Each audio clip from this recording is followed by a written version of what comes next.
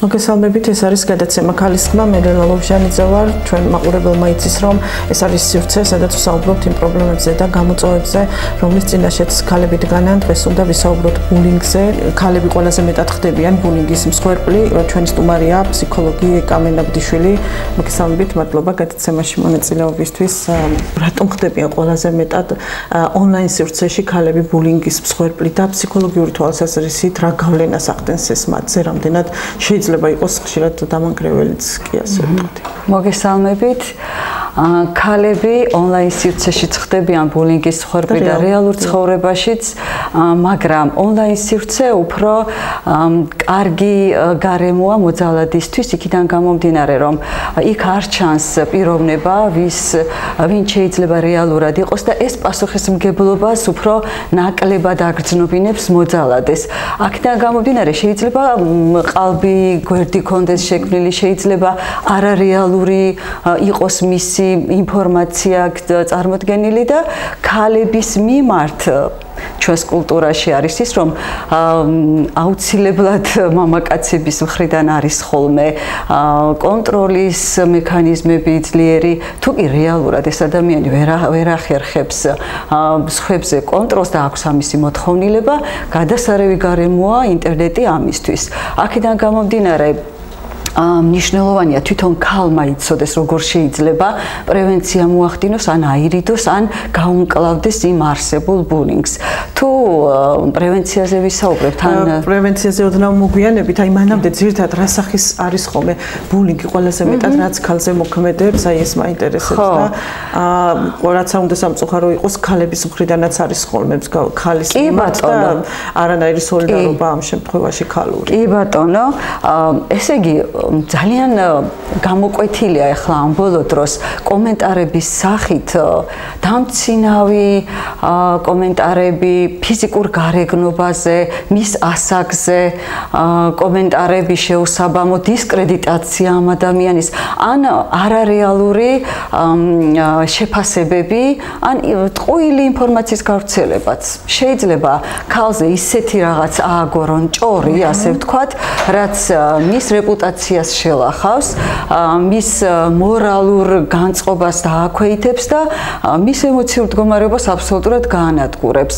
ეს სხვადასხვა, ფანტაზია ძალიან ისეთი მრავალმხრივია მოძალადის და აქედან გამომდინარე სხვადასხვა ხერხებს მიმართავენ. შეიძლება დაშინება და მუქარაც იყოს, პირადი მიმოწერები იყოს ის, რომ მაგალითად ამ პირადი მიმოწერების გავრცელებით დაემუქროს მსხვერპლს და მიუხედავად იმის, რომ ეს ხდება ინტერნეტ სივრცეში, ძალიან მოქმედებს ემოციებზე. არ აქვს მნიშვნელობა რეალურად გემუქრებიან, პირისპირ გიყურებენ თუ ეს ინტერნეტ სივრცეში ხდება, ყველა შემთხვევაში ცვლის ადამიანის ემოციურ მდგომარეობას და ბევრი უარყოფითი შედეგები მოყვება ამას. ძალიან რთულია აკონტროლო მერე ის მდგომარეობა, თუ არ მიხვდი, რომ აი აქ მსხვერპლი ხარ. უნდა მიხვდე. ეს კიდე პრობლემაა გაცნობიერება, ხო? ზოგჯერ ვერაცნობიერებ, რომ ხარ მსხვერპლი, მაგრამ აი ძირითადად რა გავლენას ეკონიებს ხოლმე, ზოგადად მიზანიც ალბათ არის, ხო? რა თქმა უნდა დაკნინება და რაღაცა რეპუტაციის შელახვა, მაგრამ იკეტებიან, თქვათ, ქალები უარს ამბობენ რაღაცა სოციალურ აქტიურობაზე, შემთხვევაში როგორ ხდება გამოვლენა. სწორად აღნიშნეთ თქვენ, რომ ზოგჯერ ადამიანები იზოლაციას მიმართავენ, ან ცვლიან ქცევას, არის შემთხვევები, რომ საჯარო პირი თუ არის, ამ შემთხვევაში საჯაროობას ერიდება, ან აზრის დაფიქსირებას ერიდება. ყველა შემთხვევაში ემოციურად იცვლება და არასტაბილური ხდება ადამიანი და თუ კი მიხვდა, რომ ვიღაცას ეწოლას ახდენს მასზე, შეუსაბამო კომენტარებს უწერს, მისთვის არის შეურაცხმყოფელი აუცილებლად უნდა ხმამაღლა ისაუბროს ამაზე. და ქალებზე ვაკეთებთ აქცენტს და მადლობა შე რომ ზუსტადაც აი ამ თემას განიხილავ, იმიტომ იმიტომ რომ რაღაცა ჩვენ კულტურაში არის ესე დომინანტი უნდა იყოს მამაკაცი მისი აზრით, მისი მოქმედებით და თუ კი რეალურად ამას ვერ ახერხებს ან რაღაცა პრობლემები აქვს, მისი პრობლემების პროექცია ხდება ბულინგში. ეს მინდა გითხრა, რომ სწორედ ამაში გამოხატავს საკუთარ სიძლიერეს, რომ შეიძლება არ ჩანდეს, შეიძლება კი არა არც ჩანს რეალურად ხო ვინ არის, მაგრამ ის თავის სურვილებს ამით იკმაყოფილებს და მნიშვნელოვანია ქალებმა ამ დროს ისაუბრონ. თქვან არ დამალონ და მამაღლა გააკეთონ ამაზე აქცენტი. არის თქვა კულტურა ფსიქოლოგთან მიმართვის ასეთ შემთხვევაში თუ გააცნობიერა რომ მას სჭირდება დახმარება და არის მსხვერპლი ხო? აი რამდენად არის ხშირად რომ მიმართონ დახმარებისთვის თუნდაც ფსიქოლოგს.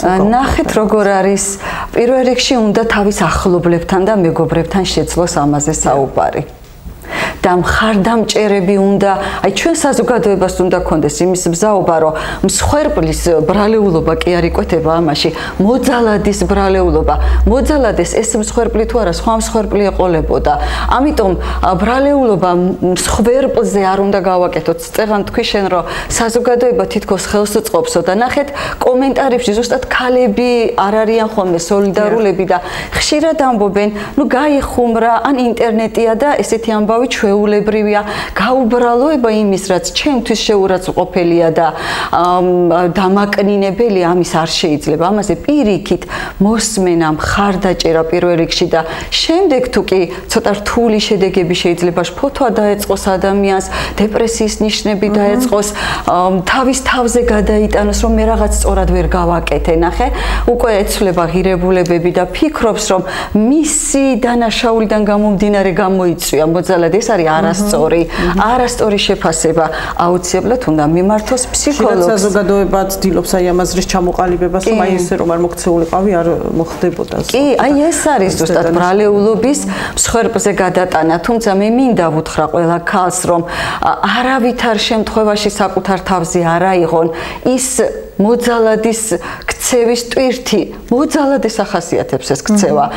ჩვენ არა ვართ მაპროვოცირებლები, ხალხო თვითონ ადამიანი, რომელიც ვერ ამუშავებს, არის ის სწორი ფორმით როგორ გამოხატოს, თვითონაც ოდესღაც რაღაცის მსხვერპლია. ეს მაინტერესებს, რაც შემთხვევაში არის მოძალადე დავარქვათ ხო, ამ შემთხვევაში რა ხდება ზოგადად ამ ადამიანის თავში, როდესაც აი ასე იქცევა. ანუ რასთან გვაქვს საქმე, ზოგადად პრობლემა არის ხო რეალურად ასეთ ადამიანში. კი ინტერნეტი არის უკონტროლო სივრცე და ადვილია გამოხატოს იძულვილის, მაგრამ როდესაც ასე იქცევა ადამიანი, იქ რაღაც პრობლემაც მგონია მე. ხო, რა თქმა უნდა, ოდესღაც ყოფილი მსხვერპლები არიან ხოლმე ძირითადად მოძალადეები, რაღაცა გადაუმუშავებელი ტრამვებიდან გამომდინარე, როცა ვერ აცნობიერებს რეალურად რა სურვილები აქვს, მაგრამ თუ აცნობიერებს რა სურვილები აქვს, არაკონსტრუქციული ფორმით უნდა დაიკმაყოფილოს, არა მორალური ფორმით უნდა რომ დაიკმაყოფილოს ის სურვილები, თუნდაც სწორედაც ზეგავლენის მოხდენა ან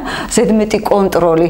სწორედ ეს არის ის, რომ მსხვერპლის მიმართ აქვს ან აგრესია, ან ვერბალურად გამოხატავს ხომ, აგრესია შეიძლება და საზოგადოებას უქმნის ისეთ აზრს, თითქოს ეს ადამიანი შეიძლება მიზანმიმართულადაც აქვს გათვლილი მისი, ასე ვთქვათ, დისკრედიტაცია და აი მიზანზე გასასვლელად ყველა გზას და ყველა ხერხს ხმარობს. ამ შემთხვევაში მორალზე ლაპარაკი ზედმეტია, როცა ძალადობის ამ ფორმას ვხედავთ. მორალური ქმედებები არ არის ახლოს ამ ქცევასთან და ნუ მოძალადეს სჭირდება დახმარება.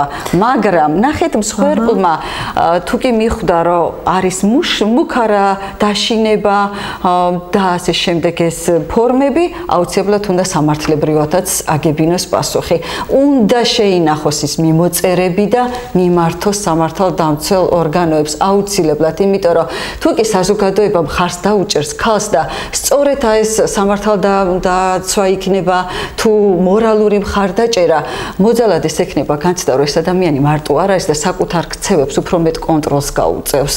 ჩვენ ამიტომ უნდა დაუჭიროთ პირველ რიგში მხარი ქალს და ამიტომ უნდა ვაგრძნობინოთ, რომ ის მარტო არ არის და მოვუსმინოთ პირველ რიგში. დიახ, აი ხო შეიძლება იყოს მაგალითად არ შემდგარი ადამიანი, რომელსაც რაღაც არ გამოუვიდა ცხოვრებაში და შემდეგ სხვას რო ხედავს წარმატებულს იგივეს, ამ შემთხვევაშიც ხშირია ხოლმე აი ქალის მიმართ ძალიან აშკარაა ხოლმე ინტერნეტში, რომ ასეთ შემთხვევაში კი ბატონო, ქალის შეუმდგარობას სხვას საბრალებს და მე წარმატებულ ადამიანებს ვერ იტან. კი ბატონო და ალბათ იცით და ბევრი ისეთი თვალხილული მაგალითები გვაქვს იდეალური გარეგნობის ადამიანს როგორ უწერენ საშინელ კომენტარებს, იმიტომ რომ თვითონ თავისი არ ვიცი თავისი წარმოჩენა მოხდეს აი ამ ფორმით მაინც თუ სხვა რამე კონსტრუქციული ფორმით ვერ ახერხებს, ხო? აი ამ ფორმით მაინც შეძლონ ყურადღების მიქცევა. ესეც მნიშვნელოვანია ნამდვილად. ფსიქოლოგის გადმოსახედიდან, ანუ რა გრძელვადიანი პრობლემები შეიძლება მოხდეს თუნდაც ქალისთვის შეფასებაზე, აი ამ ბულინგს და შეურაცხყოფას და ასე შემდეგ.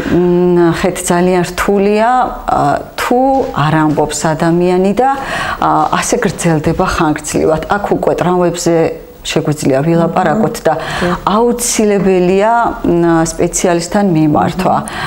აქ შეიძლება ღამის დილიც დაირღვეს, შფოთვები დაიწყოს ისევ რაზეც ჩვენ ვისაუბრეთ უკვე იზოლაცია, აღარ მოუნდეს საზოგადოებაში გამოსვლა, აზრის დაფიქსირება, ყოველივე ეს აქცევს მარტოსულ ადამიანად. აქედან გამომდინარე მნიშვნელოვანია ხმამაღლა საუბარი ამ თემებზე და მნიშვნელოვანია მხარდაჭერის გამოცხადება. დავიწყოთ იქიდან, რომ ოჯახი და ახლობლები უნდა ვიყოთ მიიმღები და ტოლერანტული და კარგად უნდა გქონდეს გააზრებული, რომ ეს ადამიანი მსხვერპლია და არა მოძალადე და აი უნდა იდენტიფიცირება მოხდეს სწორედ. შემდეგ უნდა მოხდეს აუცილებლად პროფესიონალთან ვიზიტი, ფსიქოლოგთან, ფსიქოთერაპევტთან და თუ საზოგადოებაზე გავაკეთებთ აქცენტს, მე მაგალითად ვისურვებდი ქალების მხარდამჭერი ჯგუფები არსებობდეს და აზრის გაზიარება შეგვეძლოს კრიტიკის გარეშე. თავისუფლად ჩვენი ემოციების გადმოცემა შეგვეძლოს ისე რომ არ გქონდეს განცდა ვიღაც დაგვცინებს, ვიღაც არასწორად გაიგებს, მიმღები ვიყოთ, ტოლერანტული ვიყოთ ერთმანეთის მიმართ. მნიშვნელოვანია გავუგოთ მithumetes ქალებმა ერთმანეთს და ვიყოთ ავიცი მობიერები ერთმანეთის მიმართ. ვისურვებდი ესეთ საზოგადოებაში ცხოვრებას.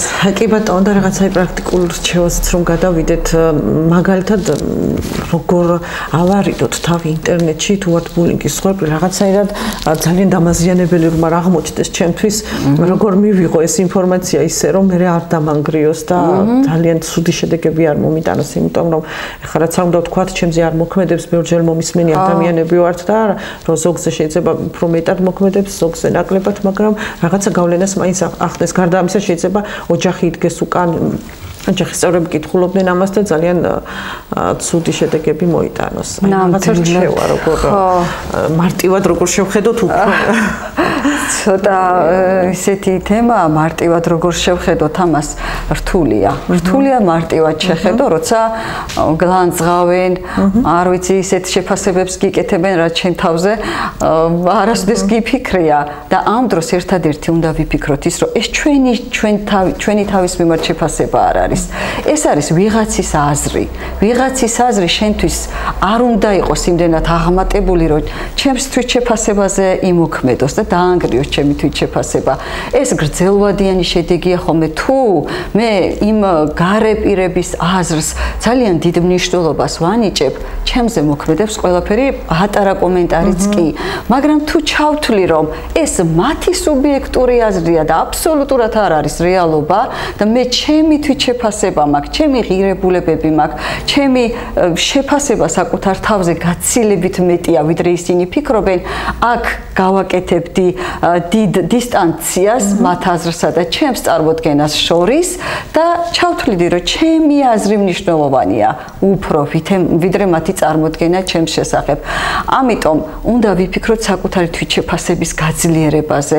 იმ შემთხვევაში თუ ცდილობა იქნა ჩვენი შეფასების და ჩვენი უარყოფითი კომენტარების. და ვიდრე დავიმშვიდობებით მაყურებელს, მინდა მაგალითად ვისაც არ ყავს ოჯახი, ვისაც გაუზიარებს თავის თქვათ აი ამ პრობლემაზე ესაუბრება, მეგობრებთან ვერ ამბობს, აი რა შეიძლება გაკეთდეს ამ შემთხვევაში? მე ესე ვფიქრობ, ჩვენ გვაქვს იმის გამოცდილება, მაინც მეგობრების სისტემა ისე კარგად გვაქვს ჩვენს ქვეყანაში, მაგრამ თუ ესეც არ არის, ყველა შემთხვევაში უნდა მიმართოს სპეციალისტს, უნდა მიმართოს და მე ვფიქრობ, რომ ეს არ არის ფუფუნება ფსიქოლოგთან კონსულტაციების გავლა, ეს არის ფუნდამენტურად მნიშვნელოვანი.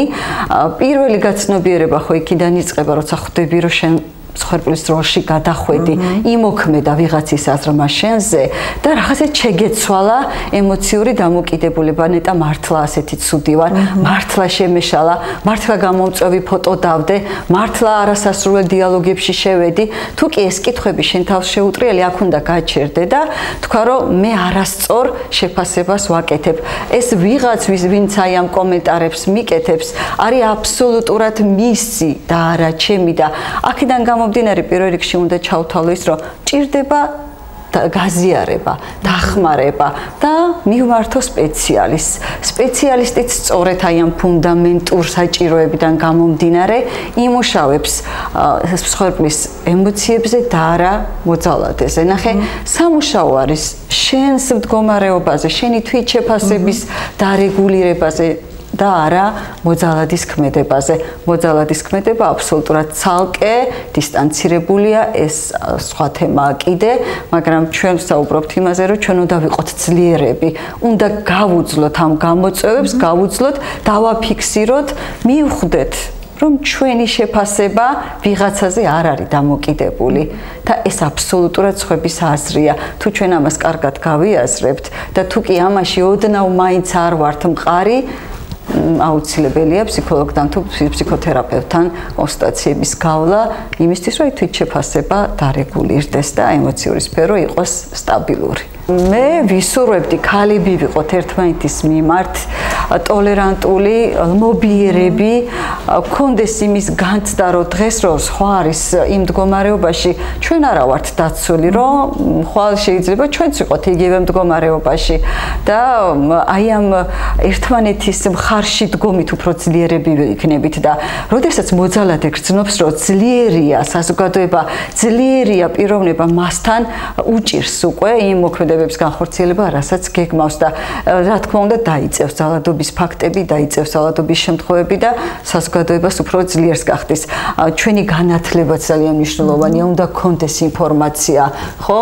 აი ხლა ეს შენი გადაცემა არის მაგალითი იმისა, როგორ შეიძლება ქალებმა ერთმანეთს მხარი დაუჭიროთ, როგორ მივხვდეთ საერთოდ სად ვართ და რა სივრცეში გვაქვს ცხოვრების რაღაც ნაწილი. გავდივართ ინტერნეტ სივრცეშიც რეალურისგან, პარალელურად რეალურშიც ვართ, მაგრამ პარალელურად მივდივართ ინტერნეტ სივრცეში, სადაც არაფრისგან დასხვეული არავინ არ არის.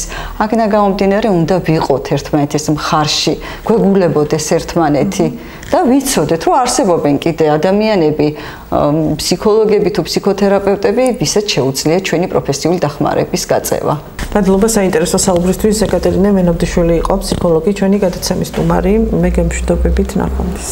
ნახვამდის, კარგად ბრძანდებოდეთ.